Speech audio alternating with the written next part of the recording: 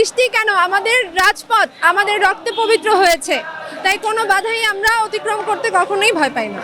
আমরা এই অন্তর্বর্তী সরকারের উদ্দেশ্যে এতটুকুই বলতে চাই, তাদের প্রতি আমাদের উদাত্ত আহ্বান থাকবে এতটুকুই যে তারা যেন সামনে যে নির্বাচন হতে যাচ্ছে একটা ঐক্যমতের ভিত্তিতে যেন একটা নতুন বন্দোবস্ত হয়, এটাই আমাদের সরকারের কাছে প্রত্যাশা। প্রথমত এটার জন্য আমরা ক্ষমা চেয়ে নিচ্ছি, জনদুর্ভোগ হচ্ছে। আজকে একদিনে আমাদের এই সমাবেশের কারণে ঢাকায় অনেক বেশি জ্যাম এবং জনদুর্ভোগ হচ্ছে, যার কারণে আমরা দুঃখিত প্রথমত। দ্বিতীয়ত হচ্ছে আমরা এর মাধ্যমে আমরা জানান দিতে চাই আমাদের অস্তিত্বের। অনেকেই বলে যে আমরা কোথায় ছিলাম বা ছাত্রদল কোথায়, তো আমরা আজকের এই মহাসমাবেশ বা এই লক্ষ লক্ষ সমাবেশের মাধ্যমে, লক্ষ লক্ষ জনসমাবেশ, লক্ষ লক্ষ কর্মীর মাধ্যমে আমরা জানান দিতে চাই যে আমরা আছি। ওয়ালটন এখন দেশের সীমানা পেরিয়ে পৌঁছে গিয়েছে 50টিরও বেশি দেশে। ওয়ালটন, ঘরে ঘরে বিশ্বজুড়ে।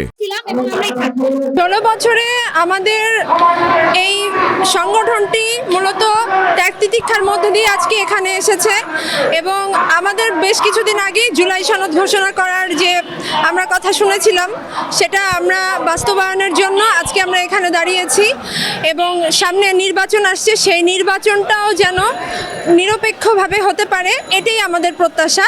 এবং আজকে এই 3 তারিখ, অগাস্টের 3 তারিখ, স্বৈরাচার পতনের আর 2 দিন বাকি ছিল। এই সময়টা ছাত্রদলের যে ভূমিকা ছিল সেটা মিডিয়া, ছাত্র জনতা মোটামুটি সবাই এই বিষয়ে অবগত ছিল।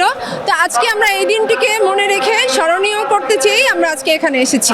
আমরা এই অন্তর্বর্তী সরকারের উদ্দেশ্যে এতটুকুই বলতে চাই, তাদের প্রতি আমাদের উদাত্ত আহ্বান থাকবে এতটুকুই যে তারা যেন সামনে যে নির্বাচন হতে যাচ্ছে একটা ঐক্যমতের ভিত্তিতে যেন একটা নতুন বন্দোবস্ত হয়, এটাই আমাদের সরকারের কাছে প্রত্যাশা। আমাদের নেতাকর্মীরা অনেক উচ্ছ্বসিত এবং দীর্ঘ 17 বছর পরে এই স্বৈরাচার বিদায়ের পর এত মানুষ এক জায়গায় হওয়ার সুযোগ পেয়েছে এবং একটা সময় ছিল যখন মানুষের কথা বলার কোনো সুযোগ ছিল না, যখন মানুষের ভিন্ন মত প্রকাশের কোনো সুযোগ ছিল না।